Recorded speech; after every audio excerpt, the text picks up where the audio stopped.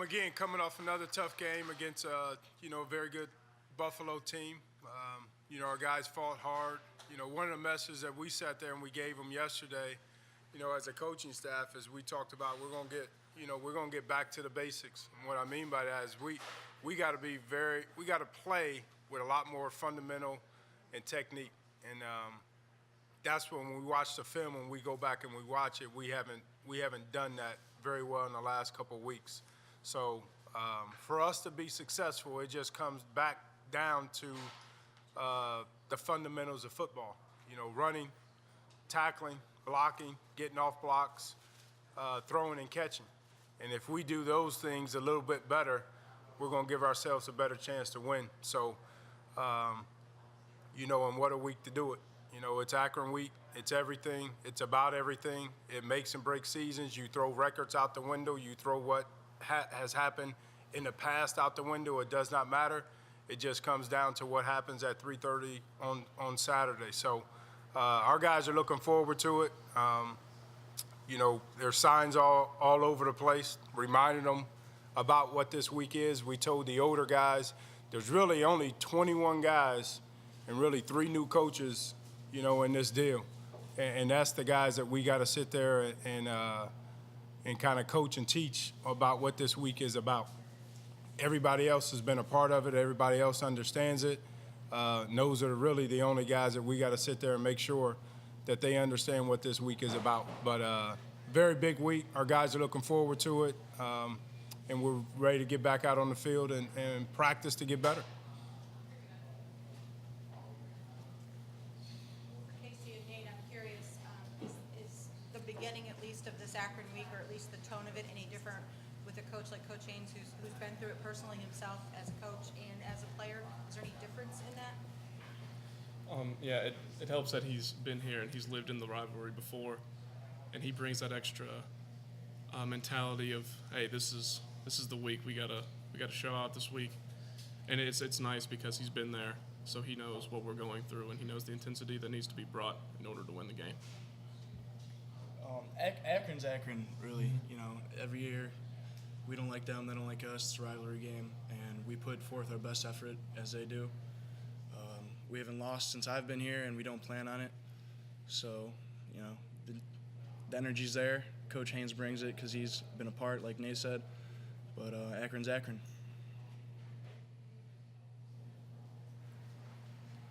Everybody approaches these rivalry games a little different as a coach. Obviously, you're not backing down from it whatsoever. Can you just talk about this being your first time you've been in it as a coach, and how you kind of prepared the team, not only maybe this week, but even leading up to this week since you've taken over? Yeah, and this is my first time as a head coach. Of course, coaching here, in the past, been a part of it as an assistant coach. But again, as we just sat there and talked to him, it's everything. I mean, this is the season, and regardless of what happened before and regardless of what happens afterwards, you're still going to remember this game. And we talked about sending our seniors out with the win against Akron. I'm sure Akron is talking about sending their seniors out with a win against Kent State. It's something that you never forget. You always remember what you did against Akron, your last time. And, we want to make sure that we send them out the right way. Has the rivalry changed at all since you played here, coached here, and now coaching here again? No, that's what makes a rivalry a rivalry. It's always the same. It's all about that week, and both sides want to win, and they want to win bad. So that's what to me makes a rivalry, and that never changes. It never ever. Do you remember them from your games playing? You said you never forget. What do you remember? Particular games or moments in a game? Unfortunately, I got bad memories because I blew my knee out against Akron. It was that game. It was that game that I blew my knee out. It was in the Rubber Bowl. So that's really my, big memory of that game, is just sitting there blowing my knee out. And it was my second one that I did, because I did my first one in high school. And I remember the play. I remember exactly where it was. Every time I went back to the Rubber Bowl, it was you always went back to that spot and, where it happened, because it was a non-contact deal, just planted your foot. And, so that is my biggest memory, unfortunately, of, Kent State Akron. But also, you still remember the week. We started a new tradition yesterday that we brought the band in yesterday, and we kind of had them perform the fight song. We had them go through what they do on first down, second down, third down, and then our guys grabbed the instruments and they started playing the fight song, and we marched down to the 50-yard line. So that's a new tradition that we will start, here every week before the Akron game, just to sit there and get, the band involved with the football players and players involved with the band, and how important it is together to sit there and everybody is involved in this game. This game is not just about the players on the field, but it's also about the bragging rights of the communities.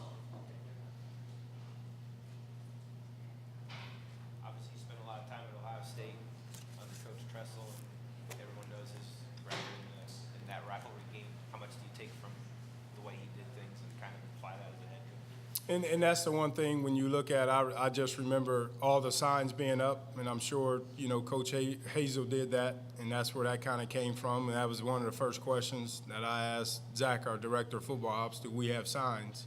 And he said we did, so all those signs were up. The band was one thing that we did, there that I thought was pretty neat, that I like to, again, bring here. But it's really just about the talk. It's about the bringing up the past history on the games. We will talk tomorrow about what we call the storyline of the last, couple years of what happened, in those games and why we were successful. And it still comes down to rushing the football, stop the run, turnovers, and special units. And when you look at those three areas, those usually decide the games. So we'll look at the storylines and we'll go. I haven't decided how far back I'll go, but I'll go pretty far back on those things to see, why the wins happens and why the losses happen. Casey, do you have a favorite moment from the games? From the Akron games? Yeah. Last year was pretty special because, we were down, surprisingly, and it was a nice comeback for us. Like I said, both teams are going to give their all and their best performances, and we came back and won, which was pretty big. Nate, you're an interesting case because you've certainly been around this rivalry for a long time, now as a player, but certainly around when your dad was there. Are there moments at all that stick out to you? Like Casey said, last year as a player was probably my favorite memory. As a fan, when my dad was here, I'd have to say 06, when Julian Edelman was quarterback here, and we had like 20-some thousand people at the game, and it was just a good day, nice weather, and we spanked them pretty good. And that's probably what I remember the most. Have you done anything going back in particular? Do you have I've heard of having an Akron period every week, and just anything like that you've done leading up even to this week? You know what? We sat there and we had during the fall camp, and we kind of got away from it. We had what we call showtime period, and we just replaced a zip period with showtime period. And what that means is we're going to work on something that is going to help us win this game. Turnovers, holding on to the football, and all those types of things. So we'll see with the practice plan if we'll go back to that this week. But I don't know. I don't know yet. But we did that earlier in the season. We just called it showtime period. You said that the fundamentals is what you want to get back to, and you mentioned a couple of weeks. So was it something that just slowly kind of started to trickle into be more obvious each game, or? I think so. When I sit there and I watch the film, and it's still, those things are not what we're doing to help us to win football games, and that's what it still comes down to. And I always tell these guys it's what we've been doing. I've told you guys before, it's what we've been doing since Pee Wee football. And those doesn't change in any game, NFL, college, high school. You got to do the fundamentals right in order to put yourself in a chance to win the game. And when I sit there and look at the film, those are the things we got to get better at. So is it frustrating then to talk about those kind of basic things that you have been doing for so long at this point in the season? Yeah, it is. And that's when, I look at the last 2 weeks, and if we would have did those things a little bit better, we would have had it now. We would have won? I don't know. but you still sit there and, losing is bad for everyone, but you can sit there and come out of a game and say, man, that team was better than you. And we played our best. But I don't think we've played our best because we haven't did the fundamentals and technique part of it sound. And we got to stress it, and we got to demand it as coaches. And we look ourselves in the mirror, and that's on us first and foremost. Well, the other thing I was going to say in your defense, and it's an obvious one, is that you have a lot of new and younger players in positions that are, kind of baptism by fire situations. So it is understandable to be at this point in the season doing it. And yet you didn't mention that. Yeah, but and again, we all have a lot of excuses, on what happens and why it happens and whatever. But, still, those are a part of the game that should never change. And it doesn't matter if you are a freshman or a senior.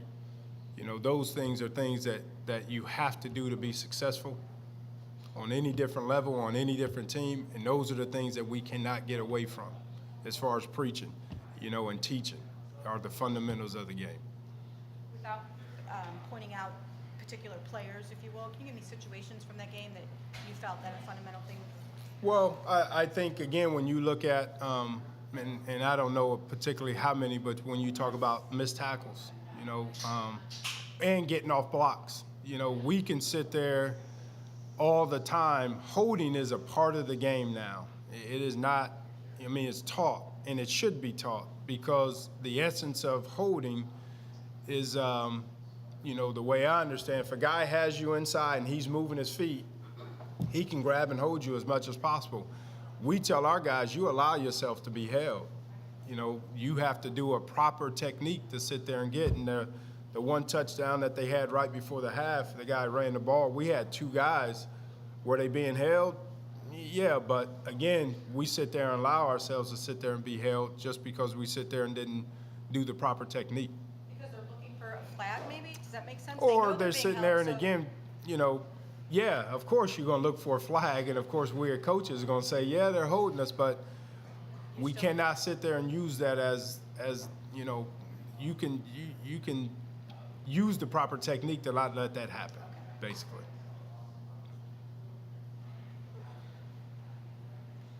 You guys just talked, obviously no one wants to be 2-7 at this point in the year, but yet how much, Coach kind of addressed already, but how much you can, gain from this particular week just by winning this game, and how much that could kind of, I don't know about turning around, but so much more positive, season just by winning this one game. Well, the Akron game, no matter what your records are, is the biggest game of the year. And Coach talked to us yesterday in the meeting about how much do we love football, and what a better week to love football than Akron week. So not only does this game make or break like that the tone of your season, but I feel like it sets the tone for the rest of your year as well, and off season and all that. So we're going into this game giving it everything we got, and trying to send our seniors out on a good note, because this game is that important. Elaborating on that, we're playing for each other, our teammates, our coaches, our university, our families. I don't know a competitive athlete that goes out on the field and just says, oh, I'm going to take off this player, I'm not going to give him 100%. I'm not going to go do an over route and not try to get the ball and make the best of it. No competitive athlete does that if they're playing, checkers, basketball, anything. We're going to give our total effort and 100%. And it being Akron week, it heightens that. So the goal is to not send the seniors out with a bad taste in their mouth, and win for the university, our teammates, and each other in the locker room. Just talk about the wagon wheel specifically. Some people can say it means so much. It's something that you're putting onto it that it means so much. Does it really? What's the best part about it? Is there something really in just being able to lift that over your head? those are my favorite shots. The photos of you guys with all of you around, and everybody's got a hand on it, holding it up. The wheel itself, does that play into this? It's Akron you want to be, but you want that wheel too. Can you speak to that? Yeah, it's symbolic. It's symbolic of, being dominant over your rival. The home of the wagon wheel is Kent State, and we're going to keep it that way. That's the goal. Yeah, the best thing about the wagon wheel is having it in our locker room. And I don't care if we're we're fighting for the wagon wheel over a game of Monopoly. You know, as long as it's in our locker room, we're good. Where is it at in your locker room displayed? It's right when we walk in. It's held up right there so everyone can see it. Front and center. Front and center, where it should be. Do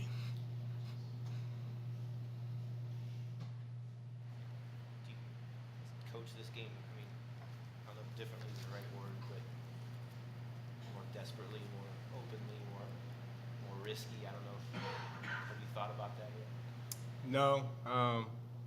Again, like I told them, whatever it takes, however we have to do it, whatever we got to do, it's got to get done. You know, one of the hardest things to do when you talk about that wheel is have them run over and take it. That's what you can't have happen. Cannot, by any means necessary. Can you talk about Akron specifically, if you had a chance, I mean, maybe more so than other opponents, you know them a little bit better, I would assume. You had a chance to look at film. You know what, unfortunately I did not, because we had a recruit in last night that I had to go to dinner with, so I usually start, you know, doing that Sunday night that I didn't get a chance to do, but I sat there kind of early this morning and watched a little bit of them offensively. I mean, they spread the ball around, you know, they haven't changed, they have the same staffs. You know, so they spread the ball around a lot. You know, I know they have two very good athletic defensive ends that they kind of build their defense around. You know, so, you know, really, it's all about Akron, but it's not about Akron. When you talk about the X and O part of it, it's about us, and it's you know, we are a very good football team when we go out there, and kind of like Casey said, when we go out there and compete like crazy and perform, and we, you know, are fundamentally sound, we're a good football team, and that's what we got to do, and that's what's going to get us to win this game. You know, plus all the extra stuff, you know, that's a given. You know, the want-to, the grind, the attitude. I mean, there ain't too much that has to be said before you leave the locker room in this game. You know, so now it just comes down when the ball's kicked off that you kind of slow the game down and don't get caught up in all of that and sit there and go out and perform. And that's really what it comes down to. I'm curious with the records, Akron's record the way it is, I think sometimes it'd be easy to say, well, you know, they're struggling, they're having a down year, whatever. But then sometimes you can go back to that Michigan game, and you can see it many ways. Michigan didn't play their best. Michigan maybe didn't take them, you know, at heart or whatever. But the point is that at the end there, they really had a chance to upset a school that you know, a Big Ten school that would be huge regardless of how either team played. Does that make them more dangerous, that you know they have that capability? Any of you guys? I think when you sit there and I look at them, again, I just watched their last ball game against Ball State, which is a very good football team, and they moved the ball on. And I think, again, you go back to this game, and it doesn't matter. I mean, nothing else matters because they're going to play their best football. We're going to play our best football, so it doesn't matter if they were 9-0, you know, or we were 9-0. We're going to get their best. And there's been, you know, through the history of not only this game, but every rivalry games where guys have been undefeated and they lose this game, and it breaks them. You know, it breaks them. So I don't think any of this, I don't think anything else matters but what happens at 3:30 on Saturday. You throw everything else out the window and it comes down to want to, and that's it. Whoever wants it bad enough will sit there and win this game. Play, I mean, you know, he had the yards, the career yards, which was good to see. He had, you know, the turnovers worry you a little bit. Did you see something there? Was he even on? Is he 100% even yet?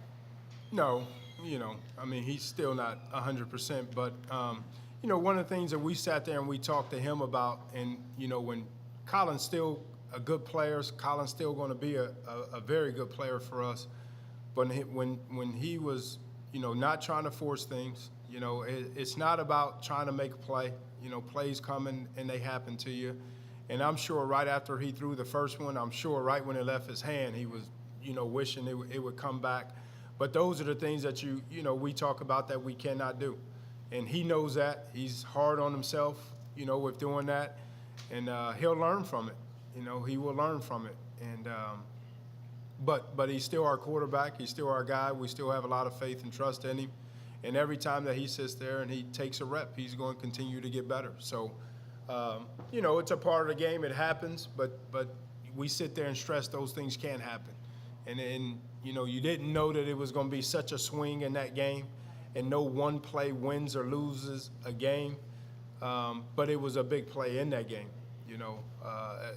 again, with what happened as the result, that happened with the swing right before and the time and everything else. But, like I said, he will learn from it. We will coach from it. We will teach from it, and he'll get better from it.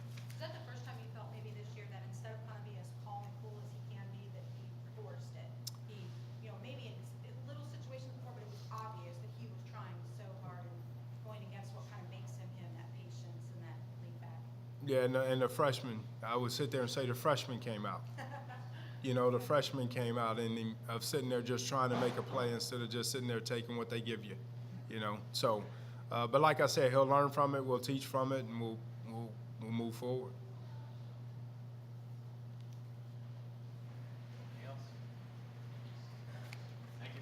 Thank you. Thanks, guys.